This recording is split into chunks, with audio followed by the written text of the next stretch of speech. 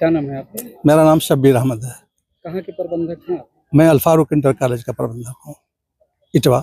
शब्बीर जी एक अखंड प्रताप करके हैं, उन्होंने मुख्यमंत्री की शिकायत की है कि आपने नौकरी देने के नाम पर पहले उनके धर्मांतरण की बात कही है। क्या मामला था पूरा? सर, कभी तो नौकरी के लिए हमारे पास आए ही नहीं, और ना नौकरी का उनका कोई मसला है, ना एक सेकंड के लिए कभी उन्होंने हमारे यहाँ नौकरी की है।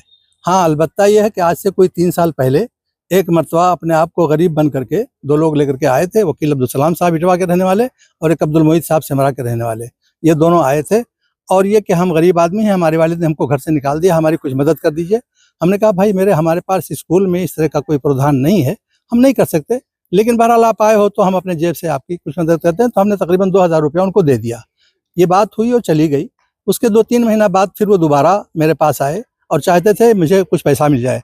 हमने कहा भैया मैं आपको कुछ पैसा नहीं दे पाऊंगा, इसलिए कि हमारी पोजीशन नहीं है। मैंने माजरत कर दिया, लेकिन जब मैंने माजरत कर दिया तो उनको ये बात अच्छी नहीं लगी, और उसके बाद से वो दिन ब दिन षड्यंत्र रचने लगे। कभी कभी इधर उधर से दूसरे लोगों से धमकी दिलाना, कभी किसी पत्रकार बन करके उसकी तरफ से करना, कभी कभी कोई चीज़ डाल करके कि मतलब ये है कि ऐसा कर देंगे वैसा कर देंगे, और आप हमारे नाम पर पैसा मंगाए हैं, ये किए हैं। और यहाँ तक कि उन्होंने RTI भी दाखिल की, और RTI में ये मांगा गया कि अल्फारूक का इनकम क्या है, खर्च क्या है। हमने सारी चीज़ें उनको मतलब जहाँ से हमारे आई थी हमारे पास इत्तला, हमने उनको भिजवा दिया। शिक्षा मतलब बेसिक शिक्षा अधिकारी के यहाँ से इस तरह का लेटर आया था, हमने कह दिया। और हमने कहा हमारी सारी बैलेंस शीट लोड है और सारी चीज़ें उसमें देखी जा सकती हैं, वेबसाइट पर जा करके आप वहाँ से देख लो। लेकिन इसके बावजूद भी हमने उनको दे दिया। ये मामला आया फिर चला गया।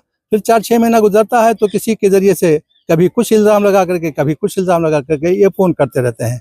अभी हाल में मुझे तो कुछ पता नहीं था और न मालूमात थी, लेकिन उन्होंने पता नहीं कहाँ से किस लोगों से मिल करके उन्होंने मेरे खिलाफ़ जो है एक पत्र लिखा मुख्यमंत्री के नाम। उसमें दुनिया भर की शिकायत कि हम वहाँ नौकरी के लिए गए, हमें इस तरह का धमकाया गया, या हमको 20 लाख रुपया लांच दे करके हमें धर्मांतर कराने की कोशिश की गई।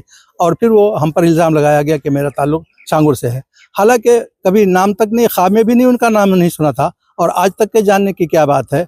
तो बहरहाल इस तरह की चीज़ें हैं जो उन्होंने बिला वजह का इल्ज़ाम लगा करके और ख़ुद अपने आप से गढ़ करके कि उन्होंने बयान हल्फी बना लिया है, या उन्होंने हम पर सादे कागज़ पर दस्तखत करा लिया है। ये सारी चीज़ें फर्जी हैं, और कभी इस तरह का हमारा उनका कोई मामला रहा ही नहीं है। उनके द्वारा जो भी आरोप लगाए जा रहे हैं, उनके द्वारा ये भी कहा गया है कि पैसे देके जो है धर्मांतरण की बात कही गई है, और जो है नौकरी के नाम जब नौकरी मांगने के लिए गए तो मुझे भगा दिया गया। मैंने धर्मांतरण जो है, जब मैंने कहा कि मैं धर्म परिवर्तन नहीं करूँगा तो।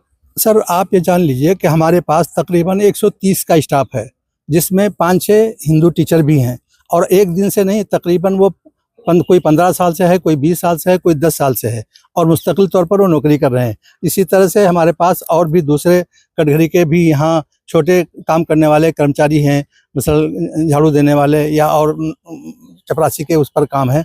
आज तक किसी से कभी इस तरह की बात नहीं की गई। और कोई अजनबी आदमी आ जाएगा और फ़ौरन बैठेगा और उसको 20 लाख का ऑफर कर देगा, ऐसा कौन सा अक्ल में कौन सी चीज़ आने वाली है कि, और हम कहाँ से इतना पैसा ला करके उनको दे देंगे। लेकिन बिला वजह का इल्ज़ाम है ये। मौलाना साहब, ये अखंडपाल जी ने जो भी शिकायत किया है मुख्यमंत्री पोर्टल पर या कहीं भी, ये इन्होंने कब किया है, और इसके बाद से अभी तक कोई प्रशासनिक अधिकारी आपके पास आया या कोई मामला हुआ? नहीं, प्रशासनिक अधिकारियों में हमारे पास LIU के लोग 1 हफ्ता पहले आए थे, 2 लोग LIU के आए थे। उन्होंने मुझसे शायद जिस दिन उन्होंने मुख्यमंत्री के यहाँ लेटर भेजा है उसी दिन दोपहर के वक्त मेरे पास आए, और उन्होंने मुझसे पूछा। हमने उनको ये बात बता दी कि हमारा उनसे इस तरह का कोई लेना देना नहीं है, उनके धर्मांतरण से, उनके इसके लाने से। लेकिन रहा सवाल ये कि अब उन्होंने कैसा दिया है, क्या दिया है, वो इसकी सच्चाई वो बता सकेंगे, मैं क्या बताता हूँ उनको। एक बार जब आए थे 2-3 साल पहले, उसके बाद कभी यहाँ आए? हाँ, एक बार, तो उसके बाद दोबारा भी आए थे। वही तो दोबारा जब आए और पैसा नहीं पाए, उसी के बाद से तो ये सारी चीज़ें शुरू की हैं उन्होंने। कितना पैसा आपने दिया था पहली बार? हमने 2000 दिया था बस। आते थे तो क्या कहते थे वो? बस कुछ खर्चे के लिए दे दीजिए, खर्चा नहीं है। अच्छा, वो कौन लोग थे मौलाना जो आपको फ़ोन लगाते थे और पैसे की डिमांड करते थे? सर, उनका नाम तो मुझे याद नहीं है और मैंने महफूज भी नहीं किया, लेकिन आए दिन कई मरतबा, 3-4 मरतबा इस तरह से फ़ोन करके कि आप उनके साथ समझौता कर लो, उनके साथ उनका क्या मामला है दुरुस्त कर लो, और नहीं तो फिर आप बर्बाद हो जाओगे, ऐसा कर देंगे वैसा कर देंगे, इस तरह की बातें करते रहे। क्या बताते थे, अपना नाम बोलो। नाम तो याद नहीं है सर, नाम नहीं बताते थे। हाँ, नाम नहीं बताते थे अपना।